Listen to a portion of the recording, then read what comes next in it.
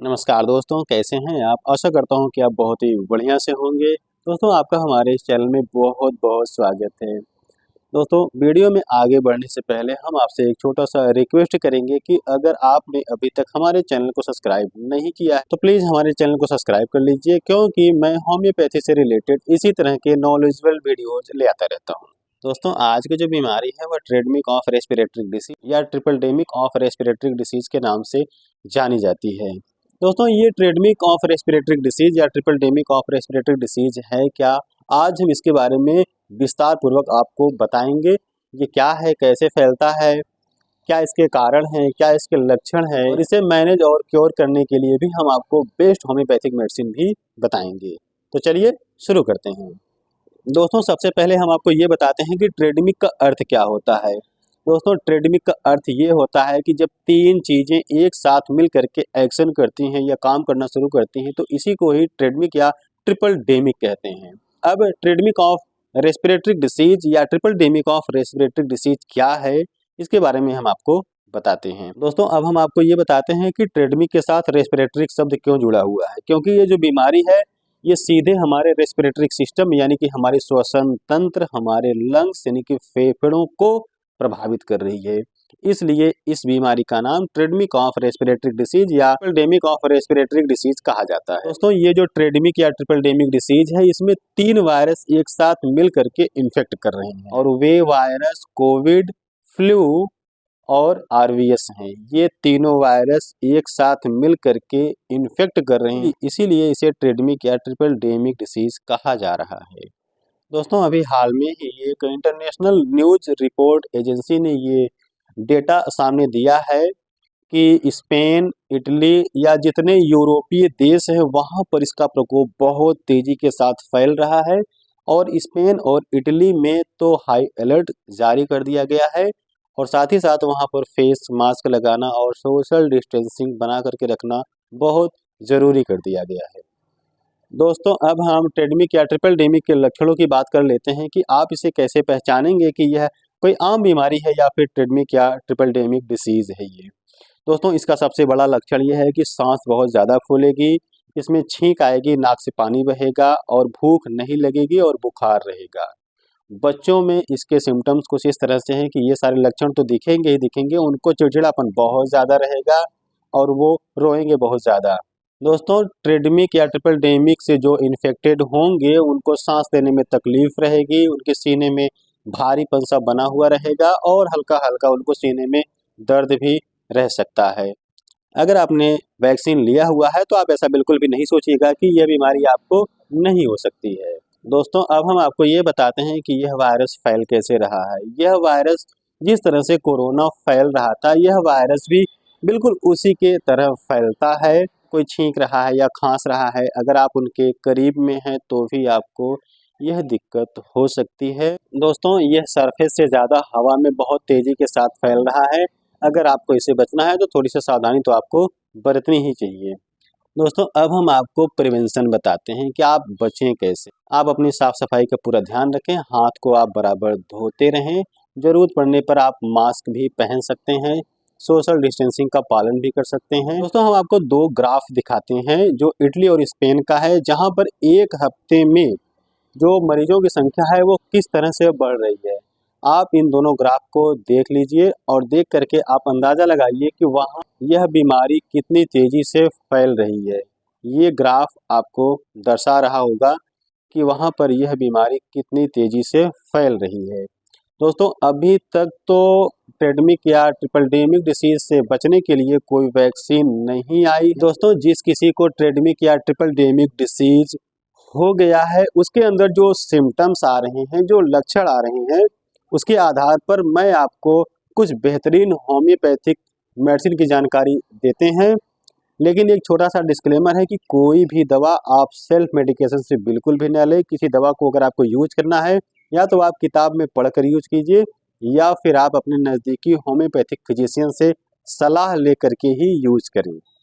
दोस्तों इसकी जो सबसे पहली और इफेक्टिव मेडिसिन है उसका नाम एलियम सिपाथेटी है। और एलियम सिपाथेटी आपको तब यूज़ करना है कि जब आपको नाक से पानी बहुत ज़्यादा बह रहा हो, गर्म स्थान पर जाने पर आपकी तकलीफ बढ़ जाए, सर में दर्द बना हो और आँखों से जो स्राव निकल रहा हो उसमें जलन बहुत ज़्यादा हो, आँखों में सूजन हो और आप अगर किसी ठंडे जगह पर जाते हैं तो आपको अच्छा लगता है, आराम लगता है।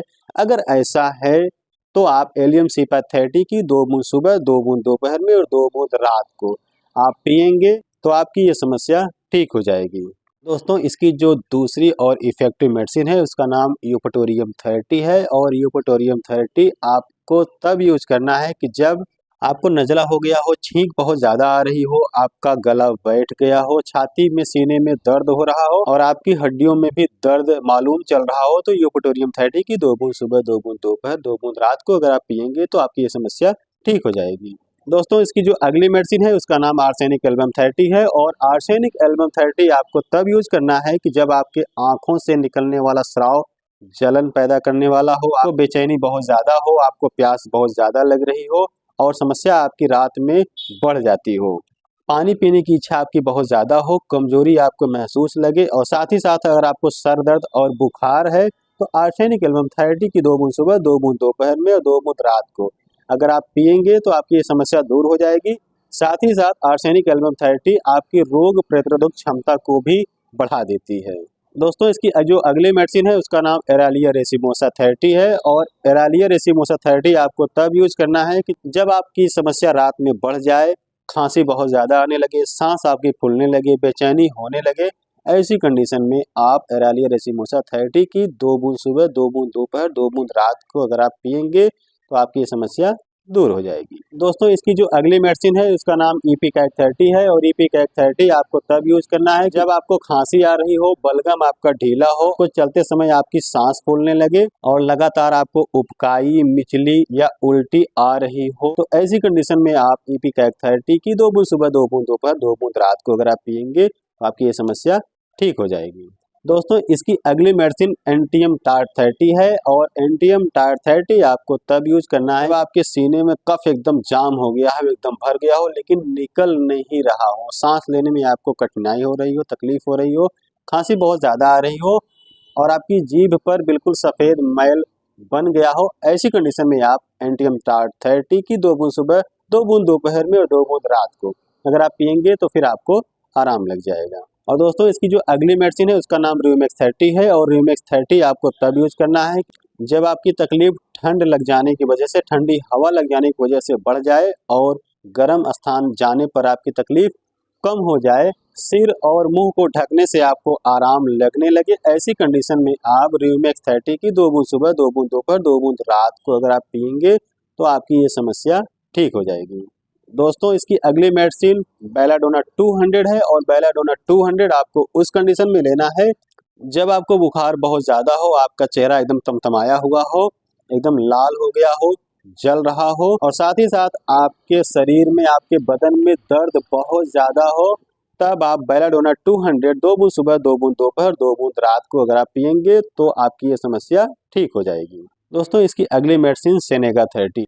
और सेनेगा 30 आपको तब यूज करना है कि जब ट्रेडमिल डिसीज किसी बुजुर्ग को हो गया है, अगर किसी बुजुर्ग को ये समस्या हो गई है, उनकी सांस फूल रही है, उनको घबराहट हो रही है, बेचैनी बहुत ज़्यादा हो रही है, ऐसी कंडीशन में सेनेगा 30 की 2 बूँद सुबह, 2 बूँद दोपहर, 2 बूँद रात को अगर आप पिलाएंगे तो उन्हें आराम लग जाएगा। और दोस्तों इसकी जो अगली मेडिसिन है उसका नाम लैकेसिस 30 है। और लैकेसिस 30 आपको तब यूज करना है जब उन्हें रोग के कारण दम घुट रहा हो, सांस लेने में परेशानी हो और उनके शरीर पर थोड़ा सा भी दबाव सहन न हो पा रहा हो, ऐसी कंडीशन में आप लैकेसिस 30 की 2 बूँद सुबह, 2 बूँद दोपहर में, 2 बूँद रात अगर आप पिलाएंगे तो उनकी ये दिक्कत ठीक हो जाएगी। और दोस्तों इसकी जो अगली मेडिसिन है उसका नाम इन्फ्लुएंजानम 200 है। और इन्फ्लुएंजानम 200 आपको हर सिम्टम, हर कंडीशन में लेना है। इन्फ्लुएंजानम 200 2 बूँद सुबह, 2 बूँद रात को हर कंडीशन में लगातार लेना है।